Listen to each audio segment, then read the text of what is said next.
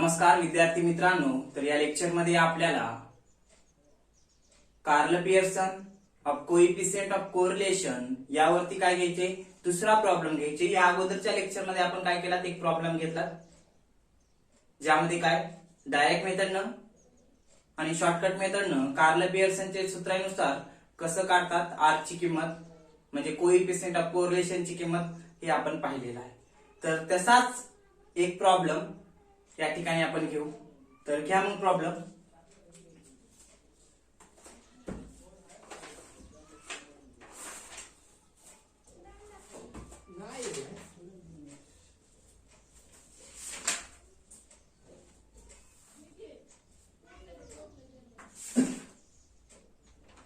From the following data, problem number किती हो, दुसरा ना, ठीक आहे घ्या। From the following data regarding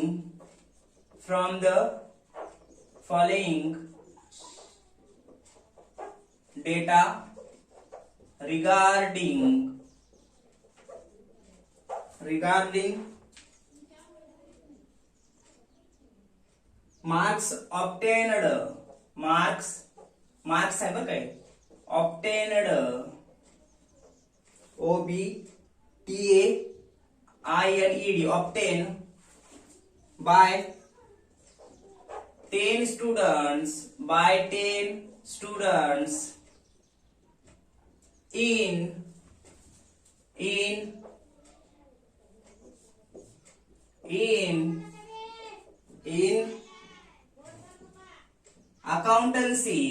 in accountancy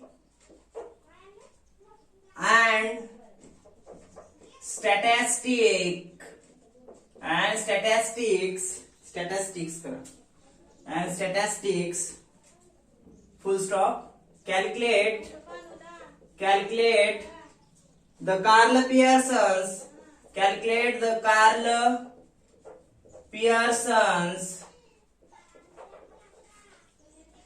coefficient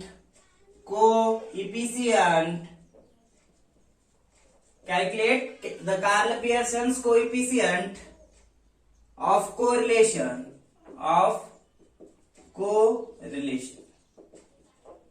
काय सांगितलंय की 10 विद्यार्थ्यांचे मार्क दिलेले आहेत, कोणत्या विषयामधले, अकाउंटन्सी आणि स्टॅट या विषयामधले, आणि आपल्याला काय काढा म्हणले की काय calculate the Karl Pearson's coefficient काढा म्हणले, कोइफिशिएंट ऑफ कोरिलेशन। ठीक आहे, दोन विषयाचे मार्क दिलेत आणि आपल्याला काय कोइफिशिएंट ऑफ कोरिलेशन काढा म्हणले, आपण तसंच काढायचं। घ्या मग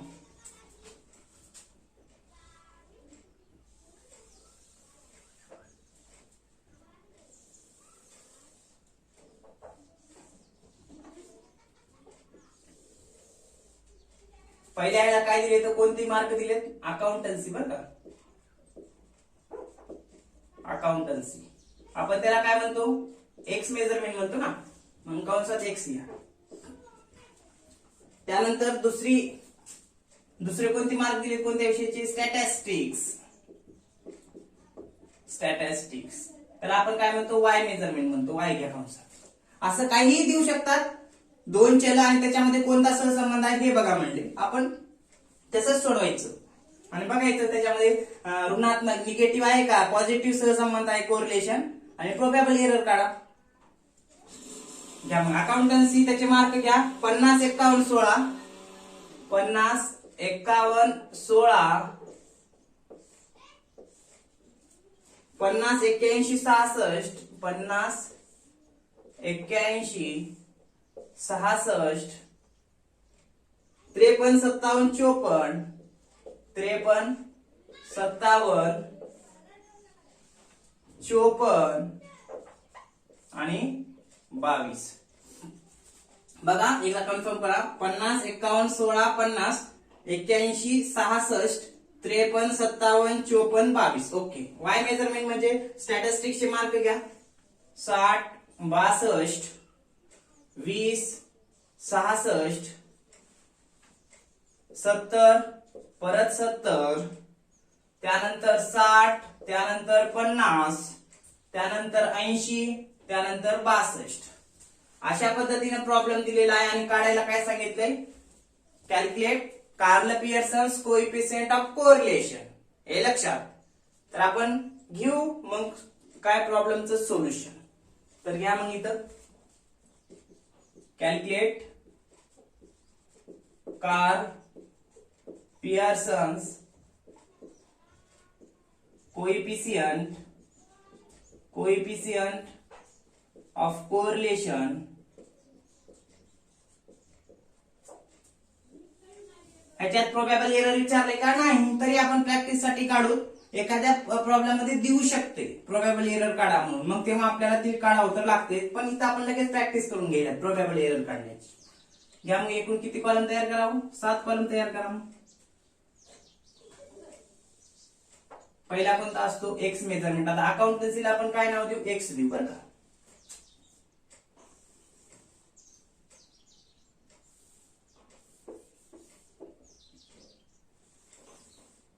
त्यानंतर डीएक्स काढावं लागेल, त्यानंतर डीएक्स वर्ग काढावं लागेल, त्यानंतर वाय मेजरमेंट लिहून घ्यावं लागेल, त्यानंतर डीवाय काढावं लागेल, त्यानंतर डीवाय वर्ग काढावं लागेल आणि शेवटचा कॉलम कोणता सांगा बरं? Dx dy. तर लिहून घ्या मग इथं काय डीएक्स. आता एक गोष्ट लक्षात घेतलात का? कोणती सांगा बरं? कोणती गोष्ट सांगा? आली असं काहीतरी सांगतो तरी. प्रॉब्लेम दिलाय, प्रॉब्लेमच्या खाली कंसामध्ये दिले का किंमत ऍझ्युम्ड मीन म्हणून किंवा मग अर्थमेटिक मीन म्हणून डीएक्स आणि डीवाय काढण्यासाठी दिलाय का? नाही दिली. मग अशा वेळेस काय करावं लागेल? अशा वेळेस प्रॉब्लेम मध्ये जे काही एक्स मेजरमेंट साठी एक्स मेजरमेंट मधली संख्या पकडायची एक्स बरोबर, आणि वाय मेजरमेंट मध्ये वाय डीवाय काढण्यासाठी वाय मेजरमेंट मधली एक संख्या पकडायची. कारण इथं कंसामध्ये दिलंच नाही ना बरोबर. एवढाच प्रॉब्लेम दिले अकाउंटन्सी आणि स्टॅटिस्टिक्सचे मार्क. अगोदरच्या प्रॉब्लेम मध्ये काय केलं होतं? असा जो आपण प्रॉब्लेम घेतला होता तिथं कंसात दिलं होतं काय? 69 आणि 114 म्हणलं होतं एक्स मेजरमेंट साठी आणि वाय मेजरमेंट साठी 114 बरोबर रिस्पेक्टिव्हली. पण इथं दिले का कंसात? नाही. मग याचा अर्थ काय समजायचं? प्रॉब्लेम मध्ये ऍझ्युम्ड मीन म्हणून कोणतं ठेवायचं सांगितलं नाही. मग अशा वेळेस काय करायचं? आपण जसं मीन काढताना पकडत होतो मेजरमेंट मधली एक संख्या, तसंच पकडा. एक्स साठी एक्स मधली आणि वाय मेजरमेंट साठी वाय मधली. ओके, एवढं लक्षात ठेवा. घ्या मग इथं डीएक्स काढावं लागेल. एक्स बरोबर बघू कोणती संख्या ठेवायचं. इथं डीएक्स वर्ग, त्यानंतर इथं वाय, इथं डीवाय, वाय साठी बरोबर एक पकडावं लागेल डीवाय मध्ये, त्यानंतर डीवाय वर्ग आणि त्यानंतर डीएक्स डीवाय. हे कसं काढतात? डीएक्स आणि डीवायचा गुणाकार करतात. हे आता आधी मेजरमेंट लिहून घ्या. घ्या मग एक्स मेजरमेंट अकाउंटन्सीचे मार्क, कारण आपण अकाउंटन्सीला एक्स मेजरमेंट पकडला. घ्या मग 50, 51, त्यानंतर 16. हे 51 आहे बरं का. 50, 51, 16, त्यानंतर 50, 81, 50, 81, त्यानंतर 66, त्यानंतर 53, त्यानंतर 57, त्यानंतर 54, त्यानंतर 22. घेतलात एक्स मेजरमेंट लिहून. आता वाय मेजरमेंट मध्ये वाय मेजरमेंट घ्या स्टॅटिस्टिक्सचे. घ्या किती? 60, त्यानंतर 62, त्यानंतर 20, त्यानंतर 66, त्यानंतर 70, त्यानंतर परत 70, त्यानंतर 60, त्यानंतर 50, त्यानंतर 80 आणि त्यानंतर 62. हे लक्षात एकदा कन्फर्म करून घ्या दोन्ही बघा. 50, 51, 16, 50, 81, 66, 53, 57, 54, 22. वाय मेजरमेंट 60, 62, 20, 66, 70, परत 70, 60, 50, 80, 62 घेतला. आता काय करा? एक्स मेजरमेंटची सुरुवातीला बेरीज करून घ्या सर्व. घ्या मग आधी संख्या मोजून बेरीज बी करा. 1, 2, 3, 4. इथे तर दिले काय? ऑब्टेन बाय 10 स्टुडंट म्हणले, पण मोजून घ्या तरी. 1, 2, 3, 4, 5, 6, 7, 8, 9, 10. एन बरोबर 10. सिग्मा एक्स काढा. मग सिग्मा एक्स कसं काढता? तो तर पूर्ण पहिल्या मेजरमेंटची बेरीज करा, एक्स मेजरमेंटची करा. मग या सर्वांची बेरीज 1 1 6 6 7 8 8 आणि 6 14 14 आणि 3 17 17 आणि 7 24 24 28 30 30 ला 0 ह्याच्याला 3 3 आणि 5 8 8 आणि 5 किती 8 आणि 5 13 1 14 14 आणि 5 19 19 आणि 8 27 27 आणि 6 33 33 आणि 5 38 38 आणि 5 43 43 आणि 5 48 48 आणि 2 50 येते का? म्हणजे 500 येईल का टोटल? बघा एक्स मेजरमेंटची बेरीज टोटल 500 येते. आता काय करा, लगेच वाय मेजरमेंटची करून घ्या किंवा मग स्टेप बाय स्टेप आपण जाऊ. मग एक्स मेजरमेंटची टोटल केलात 500 आलं, टोटल संख्या मोजलात या म्हणून लिहून घेतलात हे लक्षात. आता काय करा, डीएक्स मध्ये एक्स बरोबर संख्या पकडा यामधली, कारण प्रॉब्लेम मध्ये दिली नाही कंसामध्ये किंवा मग कंसाच्या बाहेर बी कुठं संख्या दिली नाही की अज्युम्ड मीन म्हणून किंवा गृहीत माध्य म्हणून कोणतं वापरायचं. मग अशा वेळेस आपल्याला ह्याच्यामध्ये संख्या पकडा किंवा ह्याच्यातली पकडा, कोणतीही तुम्ही पकडा, ह्याच्यातली ह्याच्यासाठी ह्याच्यातली ह्याच्यासाठी पकडा हे लक्षात. आणि आन्सर काढा. सर्वांचा आन्सर सारखंच आहे, फक्त पॉइंट मध्ये फरक पडला तर पडेल, पण पॉइंटच्या अगोदर सर्वांचा आन्सर सारखंच येते व्यवस्थित जर सोडवला तर. सूत्र वगैरे मायनसच्या ठिकाणी मायनस, प्लसच्या ठिकाणी प्लस जर ठेवून जर काढला तर किंमत सर्वांची सारखीच येते. जसं मीन मध्ये येत होती, स्टँडर्ड डिव्हिएशन मध्ये येत होती, मीन डिव्हिएशन फ्रॉम मीन मध्ये येत होती, तसंच ह्याच्यातली कोणती बी किंमत ठेवा एक्स साठी आणि वाय साठी वाय मधली. तर कोणती बी ठेवा, मी या ठिकाणी ठेवतो किती 81 ठेवतो बर का. 81 मी इथं एक्स बरोबर ठेवतो, इथं 81.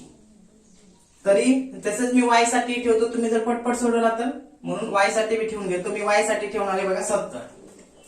तुम्ही कोणतीही ठेवून काढू शकता जर येत असेल तर, नसता हे संख्या ठेवा 81 70 आणि सोडवा, कारण प्रॉब्लेम मध्ये कंसामध्ये दिलं नाही म्हणून आपल्याला ह्याच्यातली संख्या ठेवावी लागणार आहे. घ्या मग आता 81 अज्युम्ड मीन म्हणून ह्याच्यातली एक संख्या पकडलात गृहीत माध्य म्हणून. आता डीएक्स चा कॉलम काढायचा असेल तर 81 मधून ह्या संख्या वजा करा. ही 81 जर मोठी असेल तर वजाबाकी करून मायनस द्या. पण समजा 81 पेक्षा ह्याच्यातली संख्या जर मोठी असेल तर येणाऱ्या वजाबाकी करून त्याला प्लस द्या, कारण ह्याच्यापेक्षा हे मोठं असणार आहे. ठीक आहे. 81 मधून 50 गेले, राहतात किती सांगा? 31 राहतात का? 31. पण कोणते 31 राहील? ही मोठी आहे म्हणून मायनस. परत 81 मधून 51 जातात, ही संख्या मोठी असल्यामुळे 30 राहतात 81 मधून 51 गेल्यानंतर. त्यानंतर 81 मधून 16 वजा करा, 11तून 6 गेले 5 राहतात, इथं 7 मधून 1 गेले 6 राहतात, पण कोणते 65 राहतील? मायनस, कारण ही संख्या मोठी आहे हे लक्षात. त्यानंतर पुढे 81 मधून 50 गेले, किती राहतात? ही संख्या मोठी असल्यामुळे मायनस 31. त्यानंतर 81 मधून 81 गेले, किती राहतील? 0. 66 मधून 81 जात नाहीत, मग 81 मधून 66 वजा करा मग. 11तून 6 गेले राहतात 5 आणि 7 मधून 6 गेले राहतात 1, म्हणजे किती राहील? मायनस 15 राहतील का हो? मायनस 15. त्यानंतर 81 मधून 53 वजा करा, तर 11तून 3 गेले राहतात किती? 8. 7 मधून 5 गेले राहतात 2, किती येईल? मायनस 28. त्यानंतर 81 मधून 57 वजा करा, राहतात किती बघा? ही संख्या मोठी असल्यामुळे मायनस येईल बरोबर. 11तून 7 गेले राहतात 4, 7 मधून 5 गेले राहतात 2, मायनस 24 येईल. ही संख्या असल्यामुळे मायनस बरं का. परत 81 मधून 54 जातात, मग मायनस येईल. 81 मधून 54 गेले असता किती राहतील? 11तून 4 गेले 7 राहतात बरोबर. 7 मधून 5 गेले राहतात 2, किती येईल? मायनस 27 येईल बरोबर. त्यानंतर 81 मधून 22 वजा करा, ही संख्या मोठी असल्यामुळे मायनस येईल. 1 मधून 2 गेले राहतात किती? 1 मधून 2 जात नाहीत, मग 11तून 2 गेले 9. नंतर 7 मधून 2 गेले राहतात किती? 5, म्हणजे किती आलं? मायनस 59, कारण ही संख्या मोठी असल्यामुळे मायनस दिलं हे लक्षात. आता काय करा मित्रांनो, ह्या सर्व संख्या मधचा वर्ग करण्याच्या अगोदर मायनस मायनसची बेरीज करा, प्लस प्लसची बेरीज करून घ्या. मग ह्याच्यात मायनस मायनस बघा, minus minus minus minus minus minus सर्वच मायनस आहे. ठीक आहे, प्लस नाही तर नाही, सर्व मायनसची बेरीज करा आणि लिहून घ्या. करा मग, आणि त्याला नाव द्या सिग्मा डीएक्स. प्लस असतं तर मायनस मधून प्लस किंवा प्लस मधून मायनस वजा केला असतं, पण सर्वच मायनस आहे संख्या. मग सर्वांची बेरीज करा. 31, 30, 65, 31, 15, 28, 24, 27, 59 या सर्वांची बेरीज केली तर मायनस मध्ये येईल आणि ती मायनसची बेरीज किती येईल -310 बरं का. हे करून बघा कॅल्क्युलेटर वरती.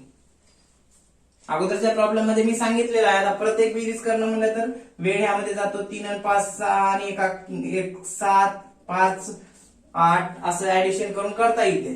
पण टोटल त्यांची येईल -310 बरं का. आता पुढे काय करा, या संख्यांचा वर्ग करून घ्या. dx वर्ग येईल आपण अगोदरच्या प्रॉब्लेम मध्ये जसं केला. मग 31 चा वर्ग किती येईल. आता मायनस संख्येचा वर्ग असतो किंवा प्लस संख्येचा वर्ग असतो मित्रांनो, काय होणार प्लसच होतो. मग -31 चा वर्ग किती होईल प्लस मध्येच येईल आणि तो किती येईल 961. ओके. त्यानंतर 30 चा वर्ग केला असता 30 गुणिले 30 करा वर्ग भेटेल आपल्याला 900. 65 चा वर्ग करा 4225 येते का बघा. 65 गुणिले 65 करा ते येईल 4225 येईल. 31 चा वर्ग करा वरती केलाय तेवढाच येईल 961. 0 चा वर्ग केला असता 0 येतो. 15 चा वर्ग केला असता 225 येतो. 28 चा वर्ग करा तो येईल किती 784 येईल. 28 गुणिले 28 784 पण मायनस संख्येचा वर्ग आणि प्लस संख्येचा वर्ग प्लसच येतो. 24 चा वर्ग करा 24 गुणिले 24 केला असता तर ते आपल्याला काय येईल त्याचा वर्ग मिळेल 576 24 चा वर्ग. त्यानंतर काय करा 27 चा वर्ग करून घ्या. 27 गुणिले 27 ते येईल 729. प्लस संख्येचा वर्ग प्लसच मायनस संख्येचा वर्ग ही प्लसच येतो घेतला. त्यानंतर 59 चा वर्ग करा. 59 गुणिले 59 ते किती येईल तर ते येईल 3489 येते का बघा. सॉरी 3481. कॅल्क्युलेटर वरती करून बघा लगेच 3481. आता याच्यामध्ये मायनस प्लस काय नाही वर्ग केल्यामुळे सर्वच प्लस आहेत. या सर्वांची बेरीज करून घ्या. मग सर्वांची बेरीज केली असता त्याला नाव द्या मग सिग्मा dx वरती जे नाव आहे आणि dx वर्ग आहे dx वर्ग दिलं बरोबर. सर्वांची टोटल करून घ्या. इथं मायनस काही नाही म्हणून 961 900 4225 961 225 784 576 729 3481 या सर्वांची टोटल केली असता ती टोटल भेटेल आपल्याला किती तर ती टोटल भेटेल आपल्याला 12842 येते का बघा 12842. ऍडिशन करा. कॅल्क्युलेटरचा वापर आहे कारण जेवढे आकडे मोठे झाले तेवढे ऍडिशनला अडचण येते म्हणून कॅल्क्युलेटर परीक्षेला अलाउड आहे. 961 900 4225 961 225 784 576 729 3481 या सर्वांची बेरीज येते किती तर ती बेरीज येईल 12842. किती 12842. त्यानंतर हे काढून घेतला काय dx काढला dx चा वर्ग केला. आता y मेजरमेंट कडे या आणि y मेजरमेंटच्या बाबतीत काढून घ्या. काय y मेजरमेंटच्या अगोदर बेरीज करा. क्या मग बेरीज करू इथे हे करतो बरं का म्हणजे तुम्हाला लक्षात येईल ह्याच आहे म्हणून. किती आहे ते टोटल त्याचं 12842 म्हणलं ना 842. त्यानंतर आता काय करा मग dx वर्ग तर झालं किती आलं 12842. आता हे y dy वर्ग आणि dx dy बघू. तर मग y मेजरमेंट घेतलेली आहे. y मेजरमेंटची बेरीज करा. तर y मेजरमेंटची बेरीज 60 62 20 66 70 70 60 50 80 62 ही सर्व बेरीज करा आणि त्याला नाव द्या काय सिग्मा y बरोबर किती येईल या सर्वांची बेरीज केल्यानंतर आपल्याला ती बेरीज मिळून जाईल 600 बरं का. कसं 2 6 8 8 2 10 10 0 8 1 1 6 7 7 6 13 13 2 15 15 6 21 21 7 28 28 7 35 35 6 किती 41 41 5 46 46 8 54 54 6 60 म्हणजे किती 600 आले. एकूण संख्या मोजा n बरोबर. एकूण संख्या 1 2 3 4 5 6 7 8 9 10 10 n बरोबर 10. आता पुढे काय करा y बरोबर या मेजरमेंट मधली एक संख्या पकडली आहे कारण प्रॉब्लेम मध्ये आपल्याला दिलं नव्हतं ऍझोम्ड मीन म्हणून कोणतं ठेवायचं म्हणून इकडे आपण काय केलं 81 घेतला होता तिथे 1 साठी. आता ह्याच्या पुढलीच घ्या मग इकडे y साठी बी 70. आता 70 मधून 60 वजा करा. ही संख्या मोठी असेल तर मायनस द्या. 70 मधून 60 गेले 10 राहतात. ही संख्या मोठी असल्यामुळे मायनस 10. असंच इकडे जसं आपण dx काढला तसंच काढून घ्या. 70 मधून 62 गेले राहतात किती -60 ही मोठी असल्यामुळे -60. 70 मधून 20 गेले राहतात किती -50. 66 मधून 70 जात नाही, 70 मधून 66 गेले राहतात किती -4. 70 मधून 70 गेले 0, 70 मधून 70 गेले 0. त्यानंतर 60 मधून 70 जातात का नाही 70 मधून 60 वजा करा, ती मोठी संख्या असल्यामुळे -10. 70 मधून 50 वजा करा, ती संख्या मोठी असल्यामुळे -20. 70 मधून 80 जात नाहीत, 80 मधून 70 गेली, ही संख्या यामधली मोठी असल्यामुळे +10. 70 मधून 62 वजा करा, ही संख्या मोठी असल्यामुळे काय -8. आता मायनस मायनस ची बेरीज करा, प्लस प्लस ची बेरीज करा मग. तर बघा यामध्ये प्लस एकच आहे म्हणून आधी प्लस ची एक करू. किती आहे प्लस ची +10. मायनस ची करा मग. 8 8 आणि 4 12, 12 आणि 8 20, 20 ला 0 बरोबर. हाच्याला 2 2 आणि 1 3, 3 आणि 5 8, 8 आणि 1 9, 9 आणि 2 10 आणि 1 11. म्हणजे किती येईल मायनस ची 110 येईल बरं का. आणि प्लस ची 10. मग -110 मधून +10 वजा करा, किती राहतात मायनसच राहतील, किती पण 100. ह्याला नाव काय द्या, की ह्याला नाव द्या मग सिग्मा dy बरोबर किती येईल वजा बाकी 100. पण कोणते -100 येईल बरं का. घेतलात. आता काय करा मित्रांनो, क्या या dy मधल्या संख्यांचा वर्ग करून घ्या. कसं घेतात dy मधल्या वर्ग, म्हणजे dy मधल्या संख्यांचा वर्ग कसं करतात. इकडे जसं dx मधल्या संख्यांचा वर्ग केला 31 चा वर्ग 961, 30 चा वर्ग 900, तसंच या dy मधल्या संख्यांचाही वर्ग करा. त्या संख्येनं त्याच संख्येला गुणलं की वर्ग मिळतो. मग करा मग.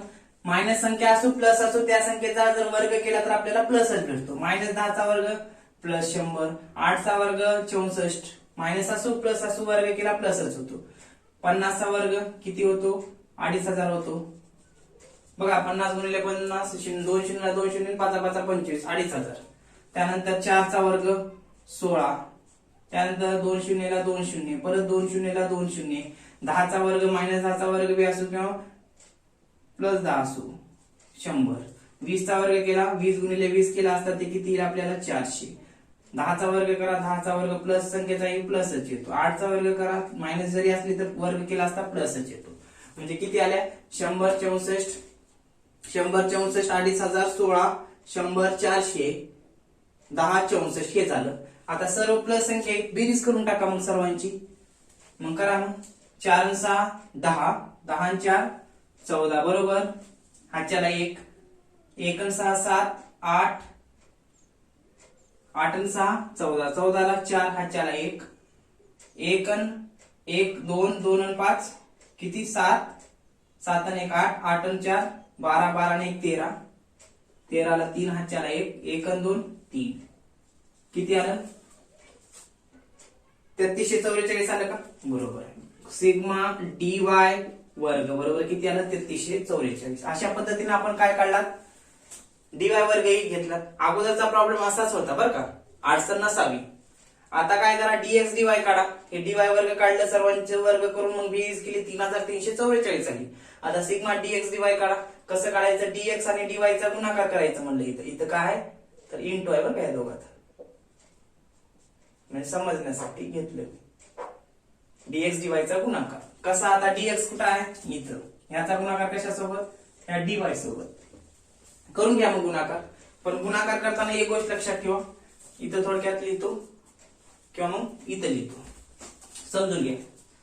म्हणजे तिकडे आपल्याला प्रॉब्लेमला सोडायला जागा राहते. मायनस गुणिले मायनस बरोबर प्लस, प्लस गुणिले प्लस बरोबर प्लस, मायनस गुणिले प्लस बरोबर मायनस, प्लस गुणिले मायनस बरोबर मायनस. जेव्हा आपण काय करतो की मायनस संख्येला गुणलं की प्लस होतो, प्लस मध्ये लिहून घ्यायचं. प्लस संख्येला जर गुणलं तर प्लस येते. मायनस संख्येनं जर प्लसला गुणलं तर मायनस येते, आणि प्लस न मायनसला गुणलं तर मायनस हे लक्षात ठेवा. आता करा मग dx dy काढून घ्या. तर 31 गुणिले 10 करा, इथेही मायनस आहे इथेही मायनस आहे, तर मायनस न मायनसला गुणल्यावर प्लस होते. मग किती येईल 310 येईल का. 31 गुणिले 10, पण कोणतं इथं कडायला लिहितो म्हणजे मोठी असलं तर, पण कोणतं 310 प्लस 310 का मायनस मायनस प्लस होते इथं दिले आपण. त्यानंतर 30 गुणिले 8 करा,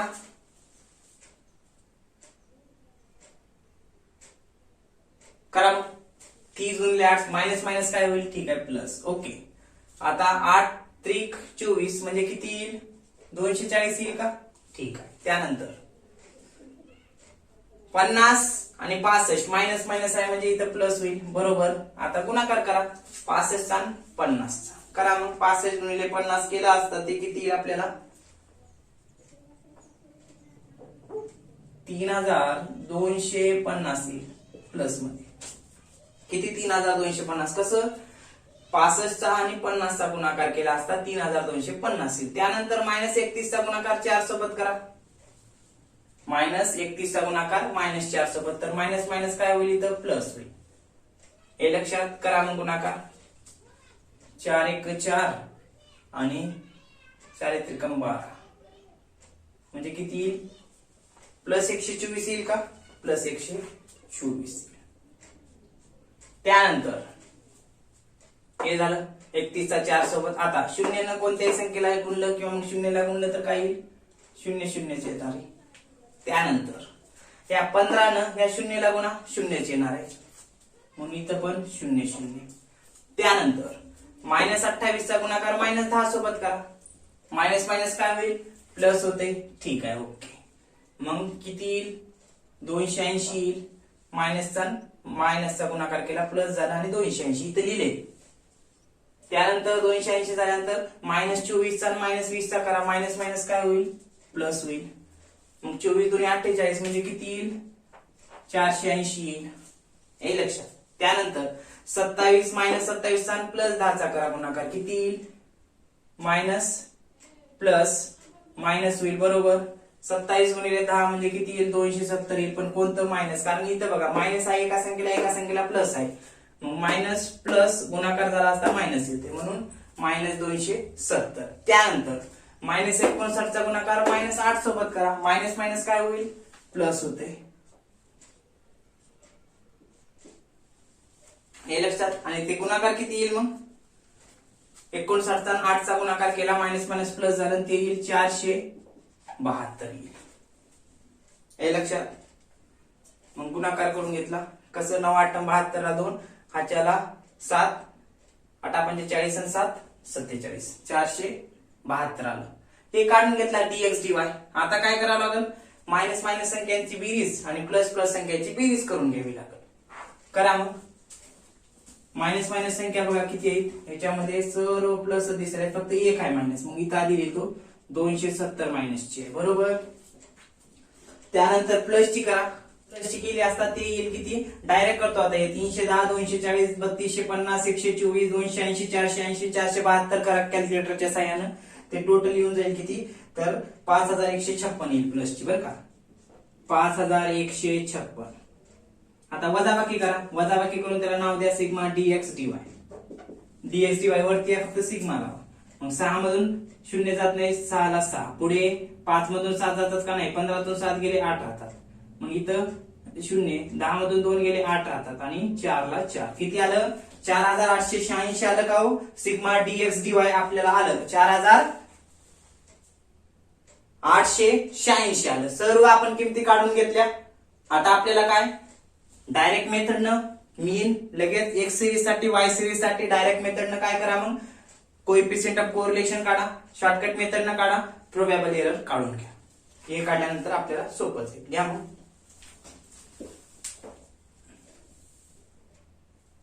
आता हे किमती तुम्हाला लक्षात येतील की, तरी का लिहून घेऊ इथे एका खाली. बरं लिहून घेतो बघा. काय, सिग्मा एक्स ची किंमत किती आहे 500, त्यानंतर एन ची किंमत किती आहे 10, त्यानंतर सिग्मा डीएक्स ची किंमत किती आहे -310, त्यानंतर सिग्मा डीएक्स वर्गची किंमत किती आहे तर 12842, बर का. त्यानंतर सिग्मा वाय ची किंमत किती आहे 600, त्यामध्ये एन ची किंमत किती आहे 10. किमती आपल्याला ठेवता येतील, सेपरेट घ्या एका खाली एन. नंतर काय, सिग्मा डी वाय बरोबर किती आहे -100, त्यानंतर सिग्मा डी वाय वर्ग किती आहे 3344, त्यानंतर सिग्मा डीएक्स डी वाय किती आहे सिग्मा dx dy बरोबर 4886 बरं का. हे किमती फक्त आपल्याला समजण्यासाठी इकडे कडेला लिहून घेतली, कारण सूत्रात ठेवताना इथं गोंधळ होणार नाही. आता काय करा, काढून घ्या मग मीन.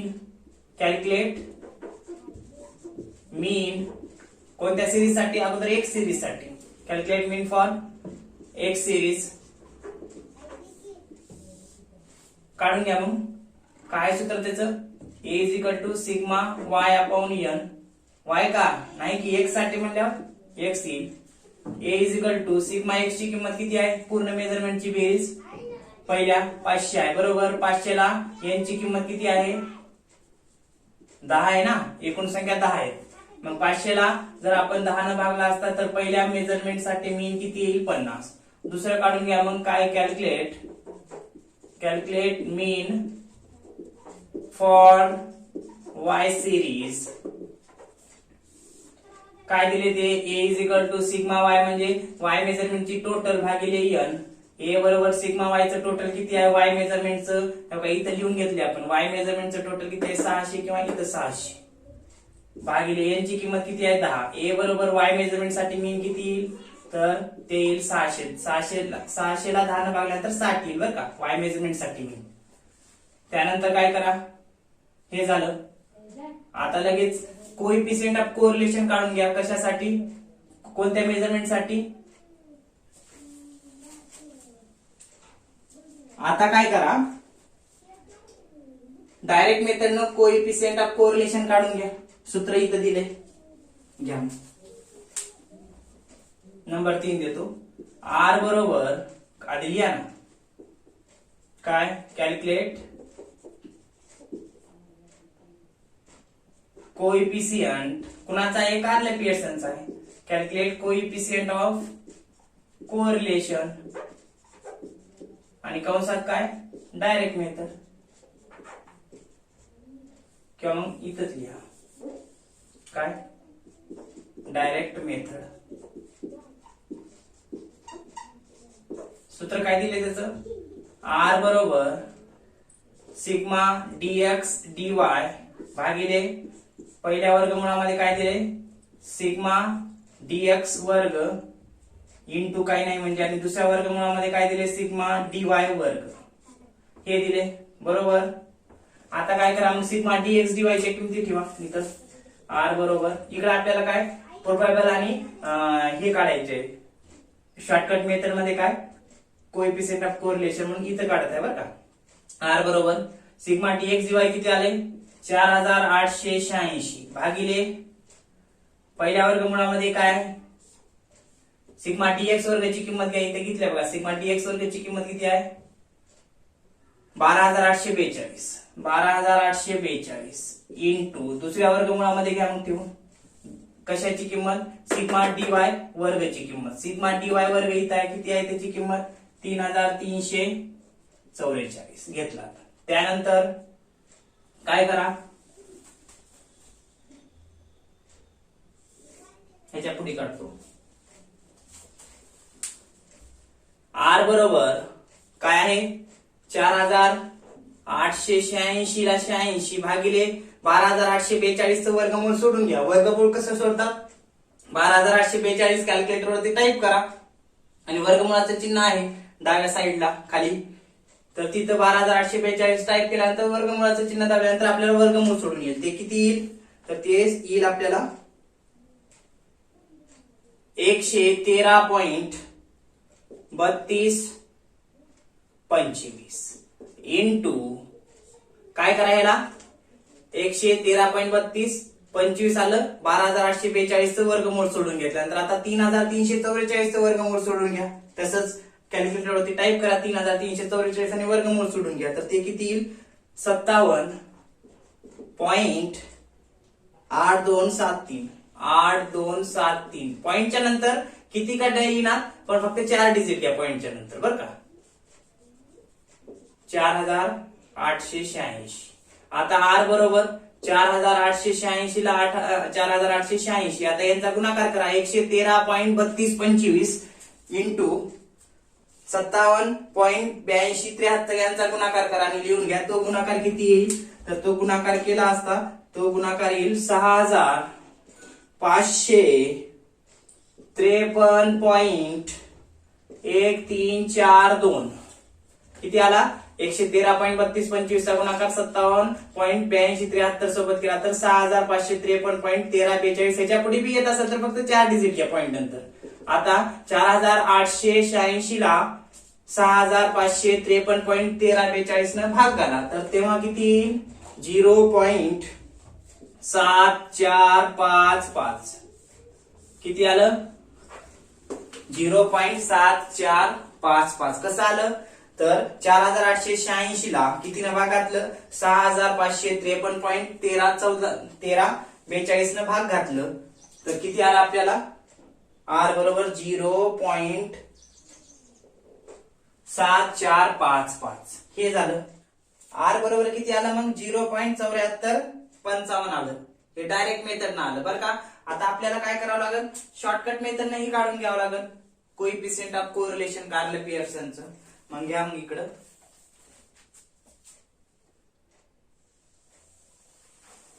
एवढ्या ह्याच्यात प्रोबॅबल आणि हे काढू. मग घ्या मग इथं काय किती नंबर आहे? तिसरा. पण त्याच्या अगोदर काय करा? इथं अंडरलाईन करून घ्या की म्हणजे तुम्हाला समजा. कॅल्क्युलेट कोइफिशिएंट ऑफ कोरिलेशन कोणत्या मेथडनं? Direct method. आता इकडं किती नंबर आहे ते? 3. इकडे 4 घ्या. कॅल्क्युलेट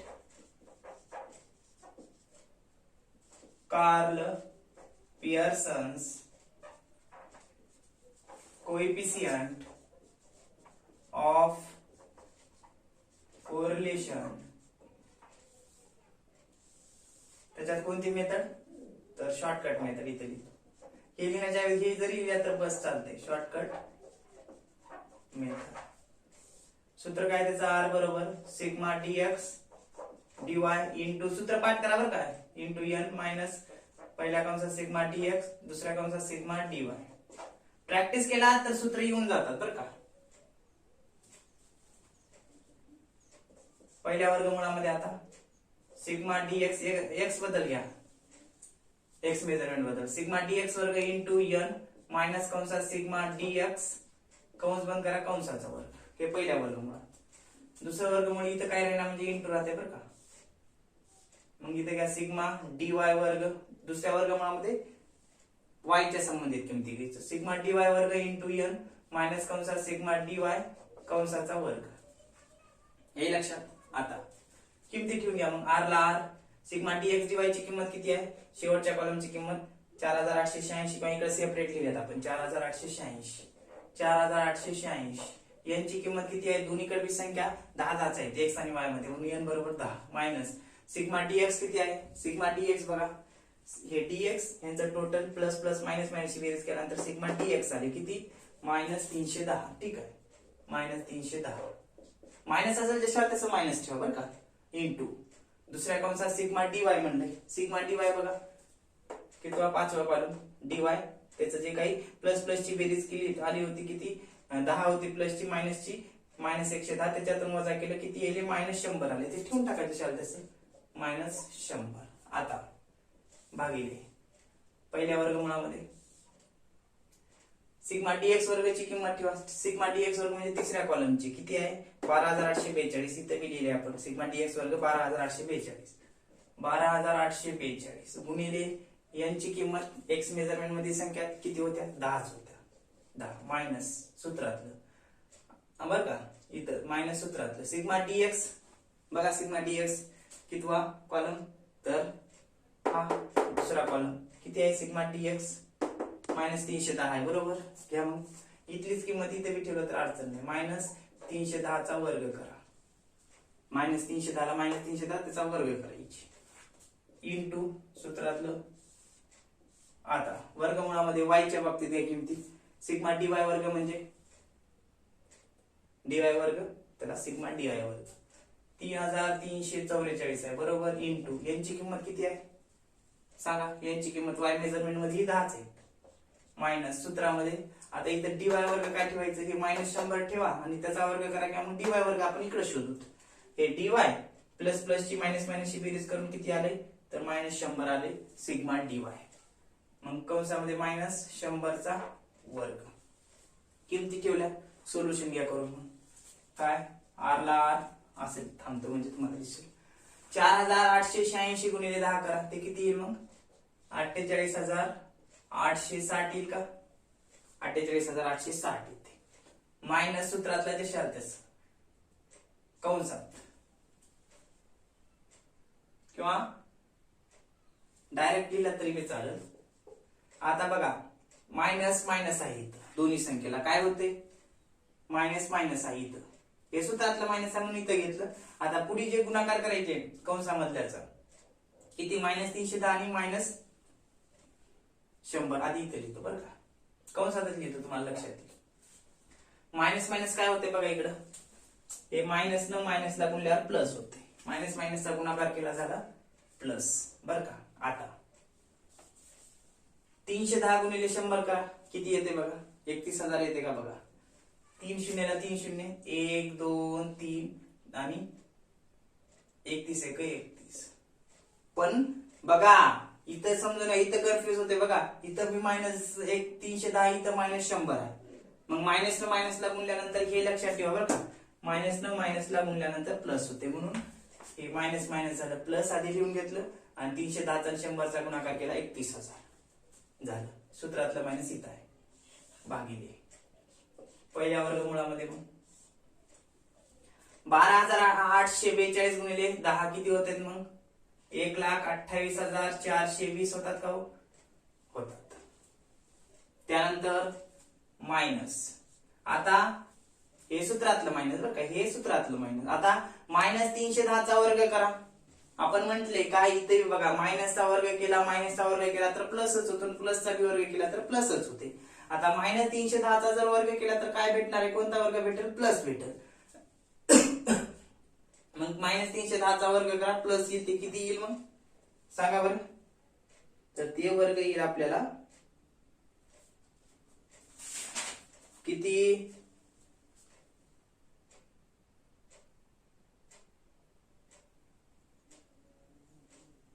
96100 येते का बघा. किती? 96100 येते का बघा. कसं? तर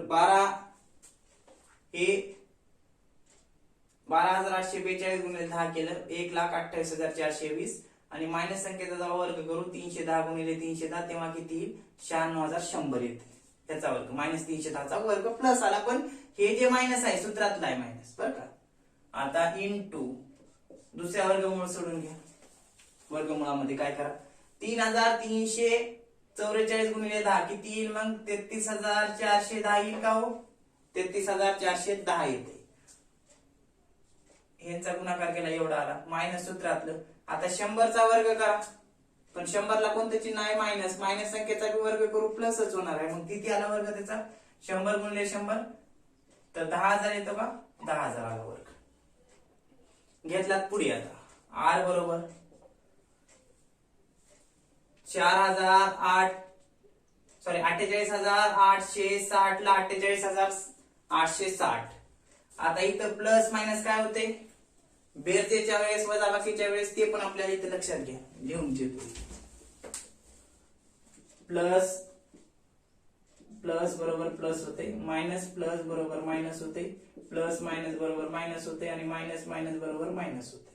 हे वजाबाकी किंवा बेरीजच्या बाबतीत, हे गुणाकाराच्या बाबतीत. गुणाकार इथं लिहितो, इथं बेरीज ऑब्लिक वजाबाकी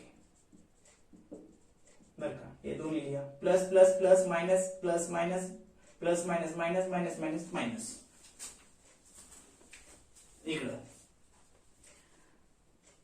बघा मग आता प्लस, पण इथे हे जे काही आहे काय मायनस मायनस प्लस होते, पण मोठ्या संख्येचं चिन्ह येते बघा, एवढं लक्षात ठेवा. आता इथं बघा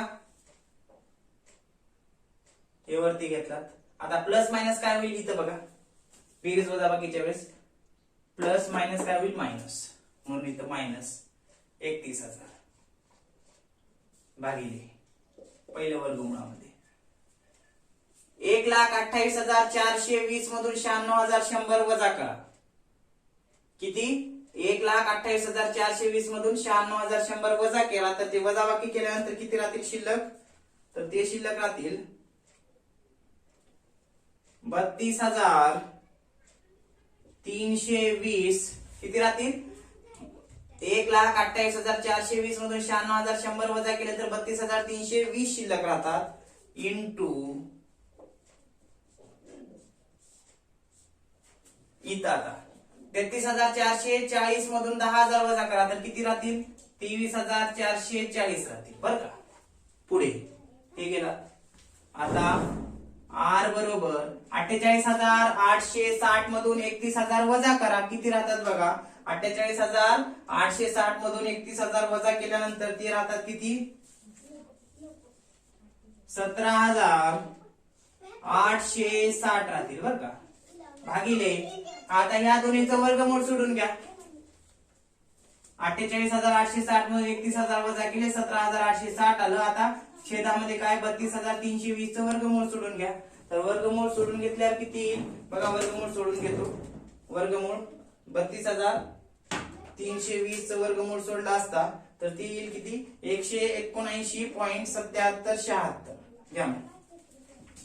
179.7776. आता y चे बी जे काही वर्गमूळ दिलेले आहेत ते पण सोडून घ्या. किती? 23,440 चं वर्गमूळ सोडून घ्या. 23,440 टाइप करा. वर्गमूळाचं चिन्ह दाबा. येऊन जाईल किती? हे येईल 153.1012 येईल. आलं लक्षात?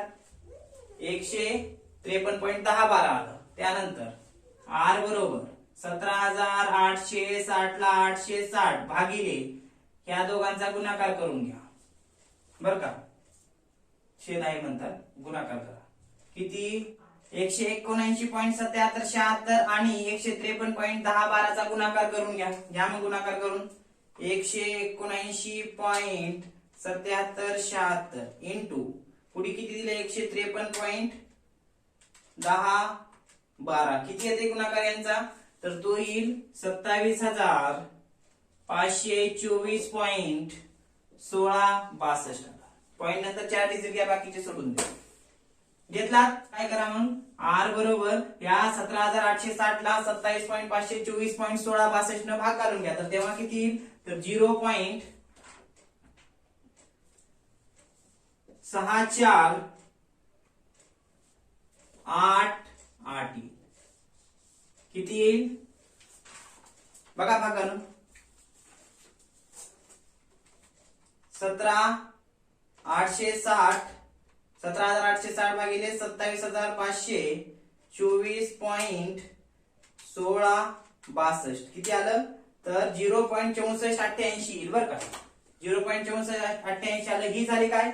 आर ची किंमत. कोणत्या मेथडनं? शॉर्टकट मेथडनं. आता जर बघितला तर डायरेक्ट मेथडनं किती येऊ लागतं? आर ची किंमत 0.7455. इथे किती येईल? 0.6488. आता हे कशामुळे फरक पडतो? तर आपण पॉइंटच्या नंतर फक्त 4 डिजिट गेलात, बाकीचे घेत नसल्यामुळे ते काय थोडंफार फरक पडतो. पण पॉइंटच्या अगोदर आहे ना 0. ठीक आहे. मग हे आता आर ची किंमत आली. Coefficient of correlation. पुढे परीक्षेला काय करायचं? ह्याच मेथडनं सोडायचं. कसं? हे 7 कॉलम तयार करा. एक्स सिरीज साठी मीन, वाय सिरीज साठी मीन काढायचं. त्यानंतर हे सूत्र ठेवायचं कार्ल पियर्सनचं आणि ही किंमत काढून घ्या आणि त्यानंतर प्रोबॅबल एररची किंमत काढायची. आता इथे एक लाईन लिहा. मग आता आर ची किंमत कशी आहे? पॉझिटिव्ह आहे का निगेटिव्ह आहे?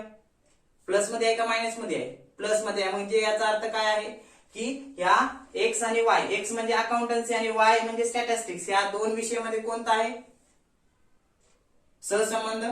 तर पॉझिटिव्ह कोरिलेशन आहे. हे लक्षात. मग इथं घ्या काय? There is positive correlation, there is positive coefficient of correlation घ्या. There is positive coefficient of correlation between x कंसात accountancy अँड वाय म्हणजे स्टॅटिस्टिक्स सिरीज बर का. एक्स आणि वाय सिरीज मध्ये किंवा मग मेजरमेंट मध्ये कसं आहे पॉझिटिव्ह कोरिलेशन आहे, पॉझिटिव्ह कोरिलेशन आहे ना एक्स आणि वाय मध्ये, हे घेतलं. आता काय काढा, प्रोबॅबल एरर काढून घ्या लगेच. मग घ्या मग किती नंबर, 5 नंबर. प्रोबॅबल एरर. प्रोबॅबल एरर का काढतो, जे काही आर ची किंमत आली आहे ही त्याची योग्यता तपासण्यासाठी. जर प्रोबॅबल एररची किंमत जर ह्याच्यापेक्षा जर जास्त आली तर ह्याच्यात काही सहसंबंध नाही असा होतो. घ्या मग पी बरोबर सूत्र काय याचं 0.6745 इंटू, इथं काय राहणार म्हणजे इंटू राहते, मग आपण नंतर इंटू घेऊ. 1 मायनस कंसात आर कंस बंद 1 मायनस कंसात आर कंस बंद कंसाचा वर्ग भागिले वर्गमुळामध्ये एन ची किंमत. हे लक्षात. नंतर पी बरोबर 0.6745 ही कॉन्स्टंट किंमत आहे सूत्रामध्ये. इथं सूत्र आहे का इकडे प्रोबॅबल एररचं.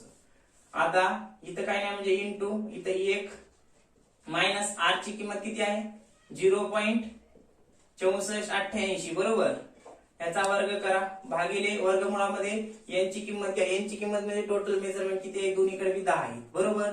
त्यानंतर पी बरोबर 0.6745 ला 45 इंटू 1 ला 1 मायनस 0.6488 चा वर्ग करा.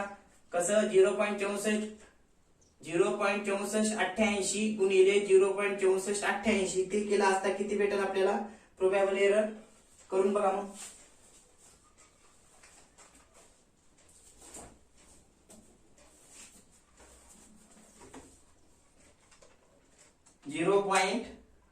.6488 गुणिले 0.6488 किती येईल, तर ते येईल 0.42 घ्या 0.42 09 त्याच्या पुढे बी येते डिजिट किती 0.42094144 पण पॉईंट नंतर 4 डिजिट घ्या. मग 1 मला 1 मायनस ह्याचा वर्ग केला 0.4209 घेतला. ह्याचा नंतर काय या वर्गमुळात 10 आहे, वर्गमूळ सोडून घ्या. 10 प्रेस करा कॅल्क्युलेटर वरती, वर्गमुळाचं चिन्ह दाबा, वर्गमूळ सोडून घेता येईल किती 3.1622 पॉईंट नंतर 2 डिजिट घ्या. हे घेतला. पुढे आता पीई बरोबर मग 0.6745 ला 45 बर का. त्यानंतर इंटू ला इंटू 1 ला 1 मायनस ला मायनस सूत्रातलं. आता ह्या 0.4209 ला 3.1622 न भाग घालून घ्या. घ्या मग भाग घालून मग 0.4209 ला जर 3.1622 न जर भाग घातला तर किती येईल, तर ते येईल 0.133 येईल बरं का. पुढे पण येईल पण पॉईंट नंतर 2 किती 4 डिजिट घ्या म्हणजे किती आलं 0.1331 आलं बरोबर. आता त्यानंतर हे झालं भाग घालून घेतल्यानंतर कसं 1 ला 1 मायनस 0.4209 ला 3.1622 न भाग घातल्यानंतर किती आलं 0.1331 आलं बरं का. आता मग पीई बरोबर 0.6745 ला 45 इंटू या आता वजाबाकी करा 1 मधून 0.1331 वजा करा. बघा मग 1 मायनस किती आहे 0.1331 वजा केला असता किती येणार आहे 0.8669. एकदा कन्फर्म करा बघा 1 मायनस 0.1331 तर किती आलं ते 0.8669 आलं. मग त्यानंतर गुणाकार करा कशाचा, ह्या दोघांचा गुणाकार करून घ्या. घ्या मग 0.6745 गुणिले 0.8669 गुणाकार करा तर तो किती येईल 0.5847 हे काय येईल तुमचं पी येईल बर का. हे लक्षात कसं आलं तर बघा पी बरोबर पी का काढतो आपण योग्यता तपासण्यासाठी आर ची किंमत बरोबर. मग इथं 0.6745 ठेवलं 1 मायनस कंसात आर चा वर्ग जे आर ची किंमत आली त्याचा वर्ग भागिले वर्गमुळात एन म्हणजे numbers of item in measurement 10. मग नंतर 0.6745 ला 0.6745 इंटू ला इंटू 1 ला 1 मायनस या 0.6488 चा वर्ग केला. वर्ग कसा करतात, त्याच संख्येला गुणलं की वर्ग आला. ते किती 0.4209 भागिले या n चं वर्गमूळ सोडून घ्या 10 आणि वर्गमूळाचं चिन्ह प्रेस करा कॅल्क्युलेटरवरलं, ते येईल 3.1622. त्यानंतर p बरोबर 0.6745 ला 6745 गुणिले 1 ला 1 मायनस या 0.4209 ला 3.1622 न भाग घातल्यानंतर येईल 0.1331. त्यानंतर हे 0.6745 ला 0.6745 गुणिले 1. आता काय करा, 1 मधून हे 0.1331 वजा करा. वजा केला असता ते भेटेल आपल्याला 0.8669 भेटेल. मग 0.6745 चा गुणाकार 0.8669 सोबत करा, ते येईल आपल्याला 0.5847. आता एक बाब बघा, आर ची किंमत 6488 आहे, इथं 0.5847 आहे. आता मोठं कोणतं आहे, हे मोठं आहे. म्हणजे याचा अर्थ काय, एक्स आणि वाय मेजरमेंट मध्ये काय सहसंबंध आहे. जर समजा ह्याच्यापेक्षा ही किंमत जर असती जास्त, तर आपण काय म्हणलो असतो, या दोघांमध्ये काही सहसंबंध नाही आणि ह्याची आर ची किंमत अविश्वसनीय आपण म्हणलो असतो. पण इथं आर ची किंमत जास्त आहे. नक्कीच याचा अर्थ काय, अकाउंटन्सी आणि स्टॅटिस्टिक्स या विषयामध्ये सहसंबंध आहे पॉझिटिव्ह, हे यावरून सिद्ध होते. अशा पद्धतीने या ठिकाणी हा प्रॉब्लेम नंबर 2 सांगता येतो. पुढल्या लेक्चर मध्ये आपण काय करू, असाच प्रॉब्लेम नंबर 3 घेऊ. ओके.